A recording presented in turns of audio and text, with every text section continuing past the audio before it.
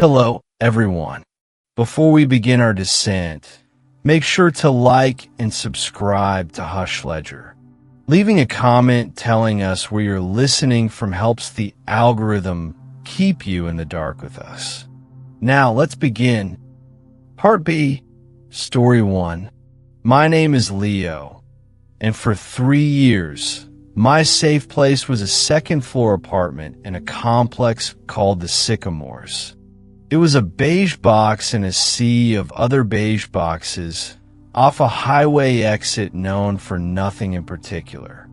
I worked from home as a customer service rep for a cell phone provider, which meant my world had shrunk to the dimensions of my desk, my headset, and the view from my living room window. Pause. I was used to the solitude. I even craved it.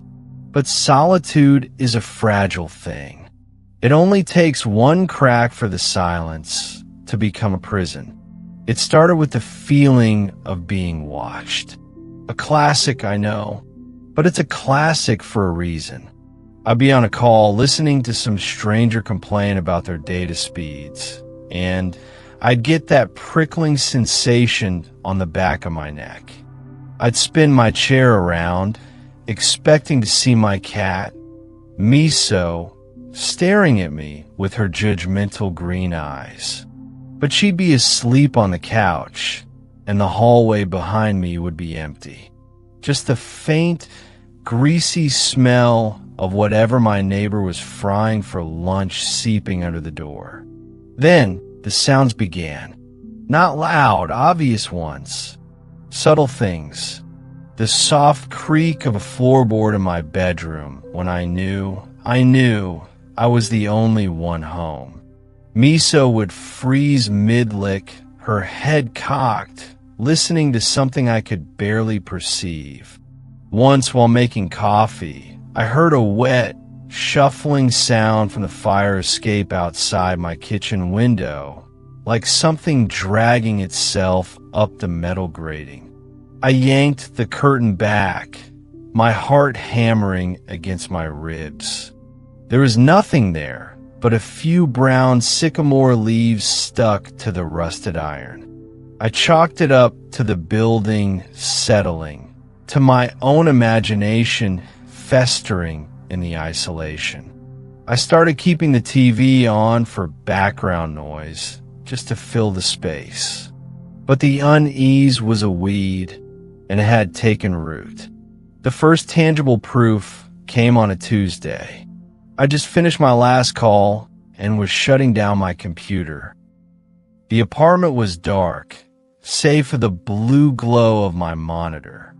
As I stood up, my foot kicked something small and plastic that skittered under the TV stand. I got on my hands and knees, fumbling for it. It was one of Miso's toy mice, a little gray felt thing she was obsessed with.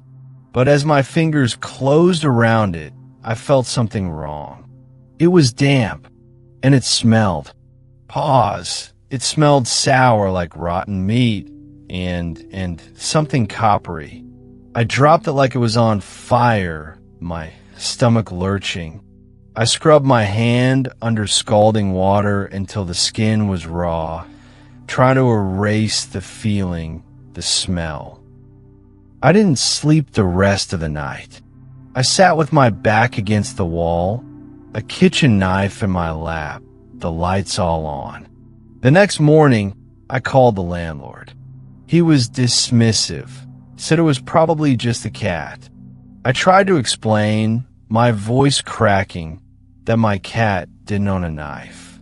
He sighed and said he'd send the maintenance guy.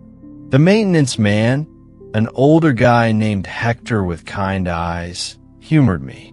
He checked the locks, the windows, the fire escape. He found nothing. As he was leaving, he paused at my door. You know, he said, his voice low, the guy who lived here before you. He was a strange one. Real quiet. Had a thing for taxidermy. Small animals, mostly. He shook his head. We found things in the walls when we cleaned the place out. Just thought you should know. The terror that flooded me was absolute. It wasn't an intruder breaking in. It was someone who had never really left. Someone who knew the layout of the vents, the gaps in the drywall, the hidden spaces between the floors. My apartment wasn't a beige box. It was a dollhouse, and I was the new doll. I moved out 2 days later. I lost my deposit, but I didn't care. As I was carrying the last box to my car, I saw him. My new next-door neighbor, a man I'd only ever nodded to in the hallway. He was standing on his balcony, watching me. He gave me a small, tight smile, and in his hand, he was absent-mindedly stroking a small, gray felt mouse. Pause. I never got my security deposit back, and I never went back for it.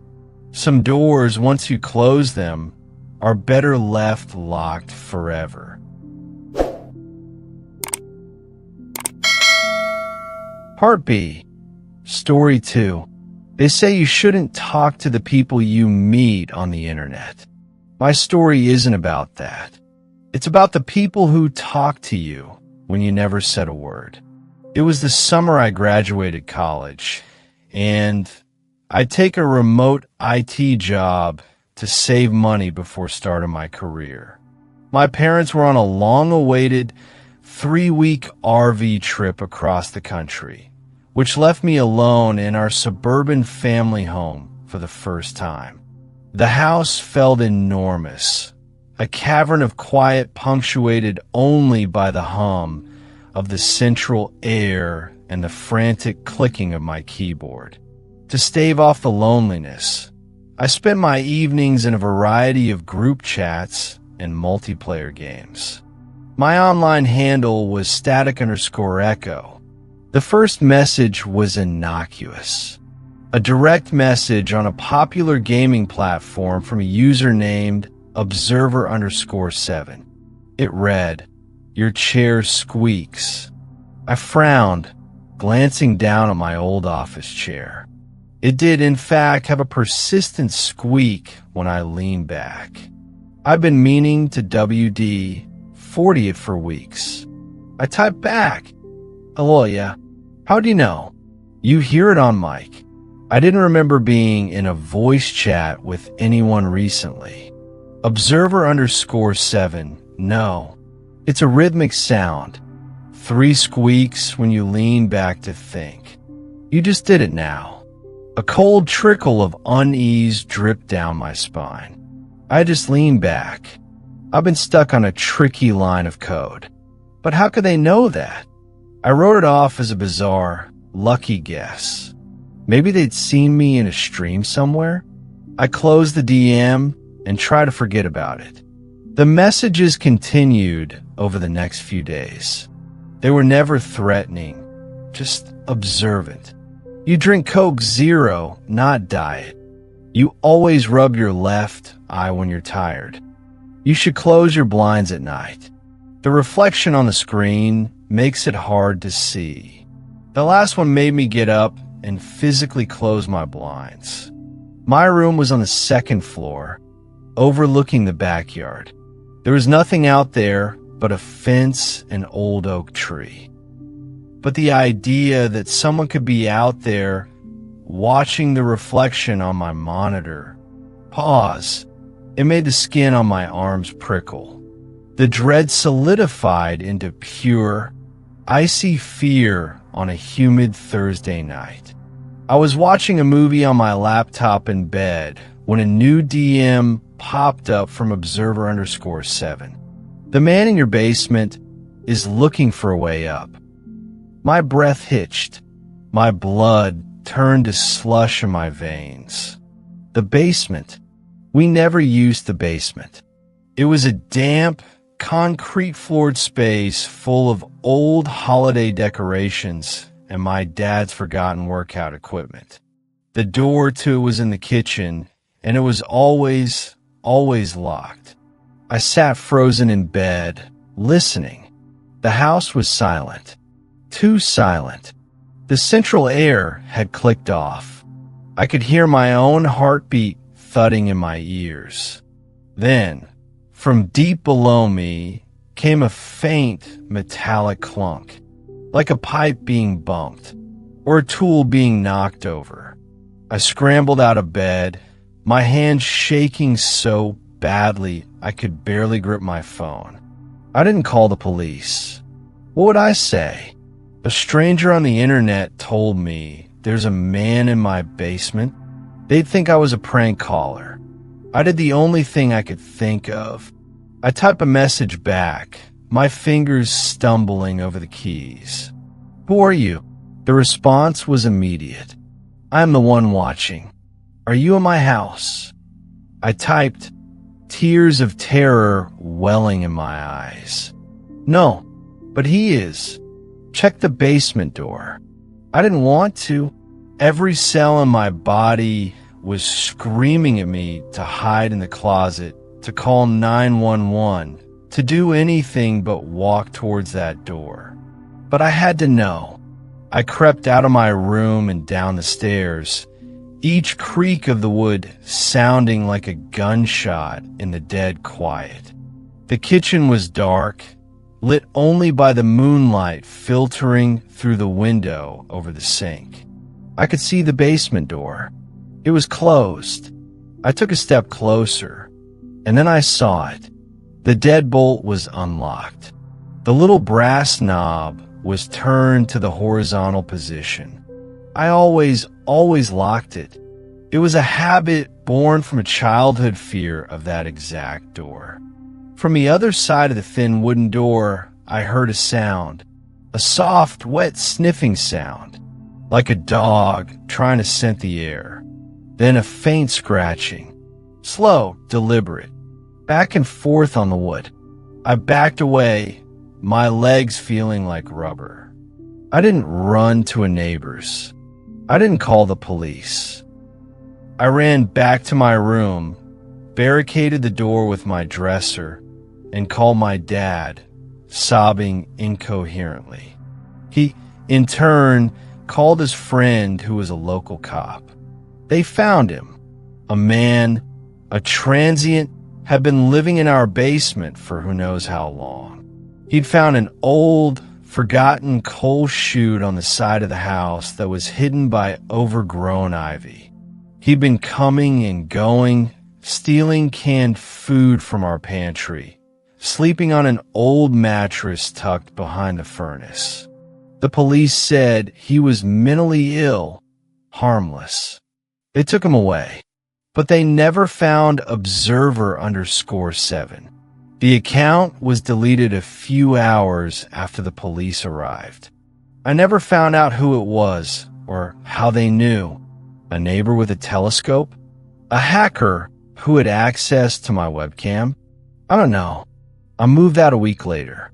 I still get DMs sometimes from random accounts with no avatar. I never open them because I learned a terrifying truth that summer. You're never really home alone. You're just alone with the people you haven't discovered yet.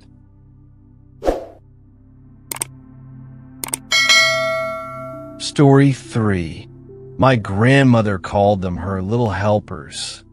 3 small porcelain figurines, a boy in lederhosen, a girl with a milk pail, and a fox with a cunning smile that sat on her mantelpiece for 60 years.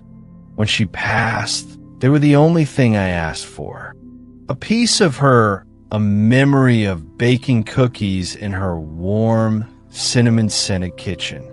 I placed them on the shelf in my studio apartment, a tiny slice of nostalgia in my otherwise sterile, IKEA-furnished life. I never imagined they came with instructions. It began with the smell. A week after I'd set them up, I started noticing the faint, sweet scent of almonds in the apartment. I thought it was a new air freshener from the hallway, or maybe a neighbor baking. But it would come and go, always strongest near the shelf with the figurines. Then the sound started. Not the pitter-patter of little feet, but something far more unsettling. The soft, almost imperceptible scritch of porcelain on wood. I'd wake in the dead of night, my heart thumping, convinced I'd heard it. I'd turn on the light, and the three figures would be exactly where I'd left them, their painted eyes staring vacantly into the room. I told myself it was the building settling or my imagination, but the unease was a constant, low hum in the back of my skull. One Tuesday, I came home from my shift at the call center to find the Fox figurine on the floor. It hadn't shattered. It was lying on its side on the rug, as if it had been carefully placed there. The shelf was high. There was no draft. My cat, Gremlin, was hiding under the bed, her tail puffed up to twice its size. That night, I dreamt of my grandmother. She was standing in her old kitchen, her back to me, humming. She turned, and her face was a smooth, featureless porcelain mask. In her hand was a rolling pin, but it was covered in a fine, white dust. She pointed it at me and whispered, her voice the sound of grinding stones. They only help if you ask. But you have to ask correctly. I woke up gasping, the phantom smell of almonds so thick in the air I could taste it. The room was ice cold, and the three figurines were no longer on the shelf. They were arranged in a semicircle on the floor at the foot of my bed, all facing me. The boy, the girl, the fox. Their painted smiles seemed wider in the gloom. My rational mind shattered. I scrambled out of bed, my breath pluming in the frigid air, and scooped the figures up. I didn't know what to do. I couldn't just throw them away. They were my grandmother's. So I did the only thing I could think of. I took the old metal lockbox where I kept my passport and shoved them inside, wrapping each one in a dish towel. The moment I clicked the latch shut, the temperature in the room normalized. The smell of almonds faded. For 2 days, there was peace. I thought I'd solved it. I was wrong.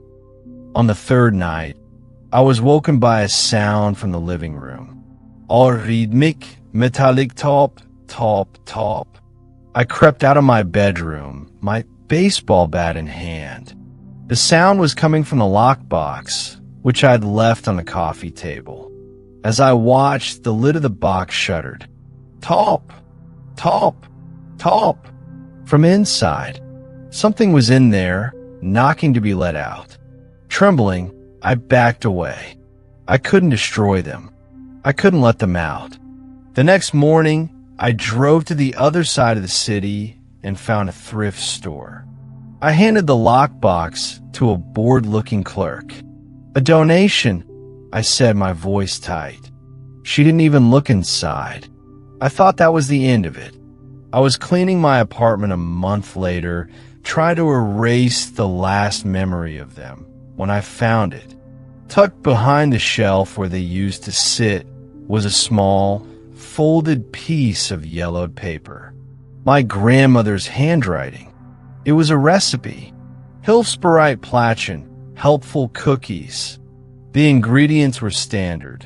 Flour, sugar, butter. But the instructions, the final instruction, made my blood run cold. It read, place a drop of blood in the dough for binding. Offer the first cookie to the helpers.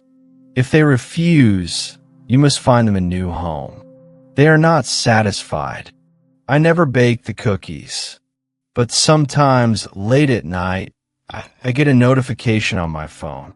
A news alert from a neighborhood I don't know. A house fire with an unknown cause. A bizarre break-in where nothing was stolen, but the occupants claimed small, porcelain figures were found moved around the house. I read them all, and I wonder whose home they're in now and what they're helping with. because they only help if you ask. But you have to ask correctly.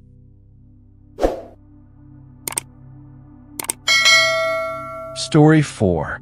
It wasn't the house that was haunted. It was the landline.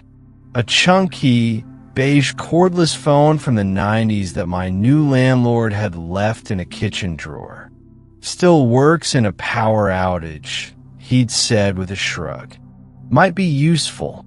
I just moved into the little ranch house on Oakwood Drive, my first place after the divorce. The silence of being truly alone was a physical weight, and that old phone, with its promise of a connection to the outside world, felt like a lifeline. It was the worst mistake I ever made. The first call came on a rainy Thursday. The phone shrill, electronic ring tore through the quiet. I picked it up. Hello. Nothing but static. A hissing, white noise crackle, and underneath it, a sound like wind blowing across the mouth of a bottle. Hello. Anyone there? Then a voice. Distant, distorted, like it was being pulled through water and wires. Check the pipes. Click. The line went dead. I frowned, hanging up. A wrong number. A prank. It was odd, but not alarming. The house was old. The pipes did sometimes groan. I forgot about it. The calls kept coming. Always when I was alone. Always that same pattern. The ring, the static, the fragmented, distorted message, then the click. The latch on the garden shed is broken. There's a flicker in the hall light. A tile is loose in the master bath. Each time, I'd investigate. And each time, the statement was true. The latch on the shed was broken. The hall light did flicker. There was a single, loose tile in the bathroom. A deep, creeping dread began to set in. This wasn't a prank. This was maintenance. Someone was monitoring my house, reporting on its minor failures. But who? And from where? I called the phone company. They found no record of the incoming calls. The number was listed as unavailable.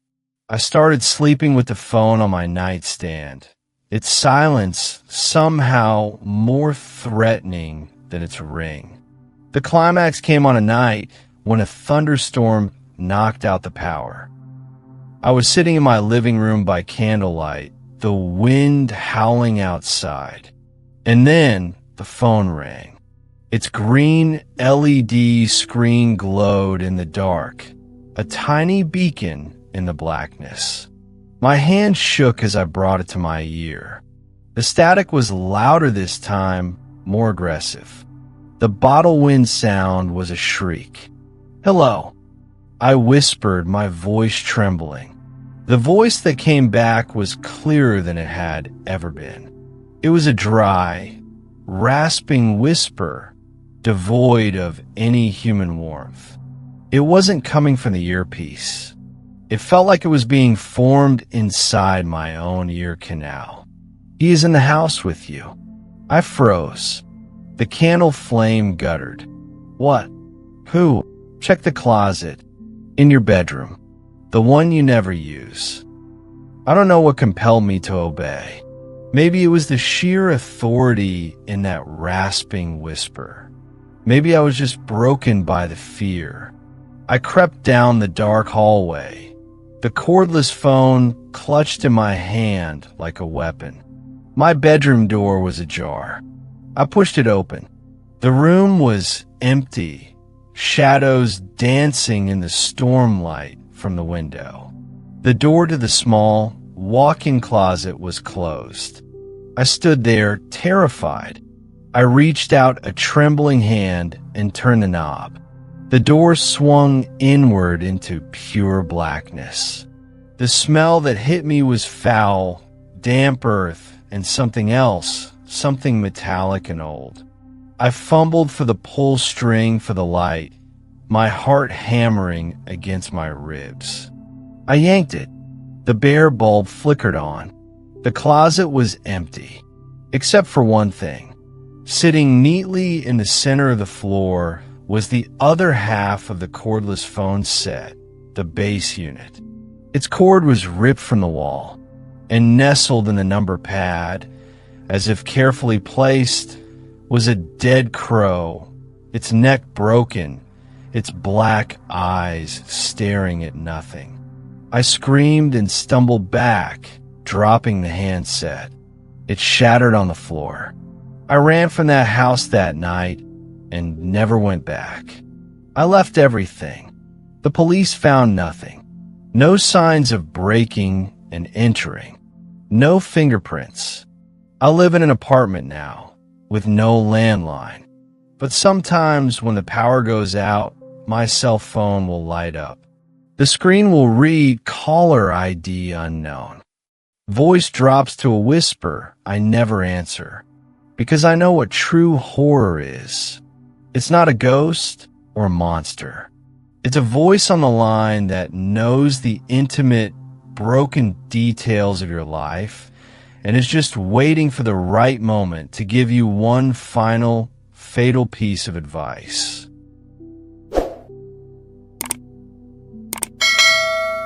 Story 5. My sanctuary was a pair of noise-canceling headphones. I'm a freelance graphic designer, and my world was the glowing rectangle of my iPad Pro and the soft, ambient playlist that drowned out the city. I lived on the top floor of a renovated brownstone, a small studio with a beautiful, arched window that looked out over a quiet, tree-lined street. It was perfect, quiet, or so I thought. The first intrusion was a thump. A single, solid thump from the apartment below. It was a Saturday afternoon. I paused my music, one headphone off my ear. Silence. I went back to work. A minute later, another thump. Then another.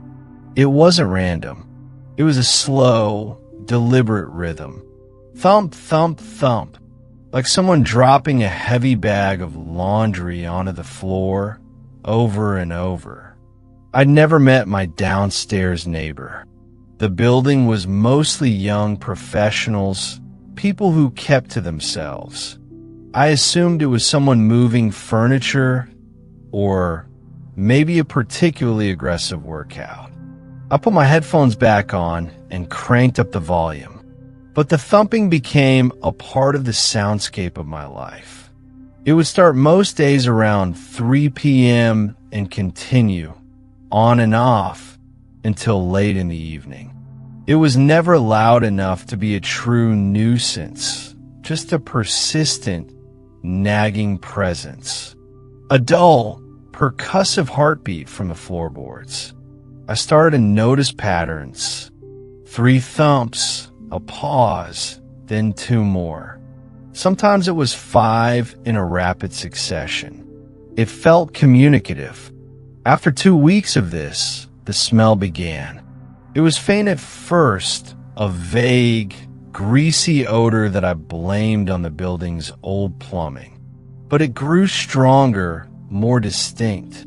It was the smell of unwashed hair and sour milk, with an undercurrent of something sweetly chemical, like cheap air freshener trying and failing to mask a deeper rot. It would waft up from the heating vent in my bathroom, a tendril of foulness that coiled through my pristine apartment. The combination of the sound and the smell began to wear on me. My work suffered. I'd find myself staring at the floor, waiting for the next thump, my jaw clenched. I started having dreams of something large and soft-bodied pulsing in the darkness below me. I finally went to my landlord, a harried woman named Brenda. She sighed when I mentioned the apartment below me, apartment 2. Mr. Albright? He's a recluse. Pays his rent on time through a slot in the door. Never causes trouble. I described the thumping, the smell. She gave me a look that was equal parts pity and annoyance.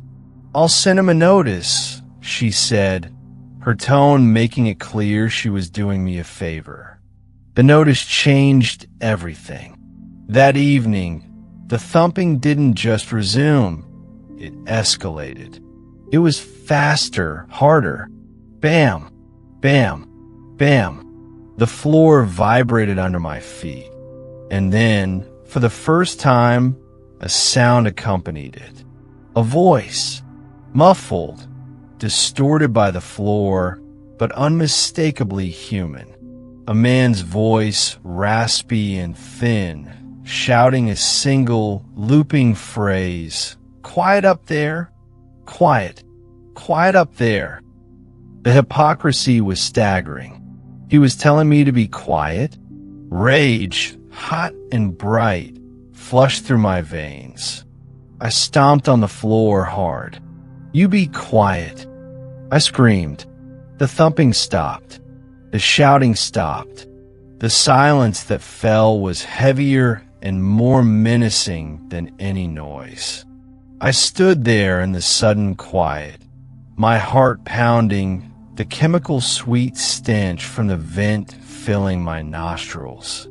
I had won, but the victory felt hollow and terrifying. An hour later, my doorbell rang. I wasn't expecting anyone. I crept to the door and looked through the peephole. The hallway was empty, but on the mat lay a single white envelope. There was no name on it. My hands trembled as I picked it up and opened it. Inside was a piece of lined notebook paper. The message was written in a cramped, spidery handwriting. The letters pressed so hard into the paper they had nearly torn through. "You walk too loud. You breathe too loud. Your heart beats too loud. We can hear it. We're trying to sleep. We need it to be quiet." The word "we" was underlined 3 times. That was the breaking point. This wasn't a noisy neighbor. This was something else. I called the police. I told them about the noise, the smell, the note. I said I was afraid for the occupants' well-being. It was a wellness check. I waited upstairs, listening as 2 officers knocked on the door of apartment 2. There was no answer. They announced they were entering. The silence from below was absolute for a long time. Then I heard one of the officers on his radio, his voice tight with strain. "Dispatch, we're going to need a coroner and a biohazard team." I learned the details later, in snippets from a detective and the building's gossip. Mr. Albright had been dead for about a month. The smell, the thumping hadn't been him. The police found his collection, dozens of them, feral cats he'd been trapping. They were in cages, stacked to the ceiling. Most were dead, starved and dehydrated. A few, the strongest ones, were still alive. They'd been trying to get out.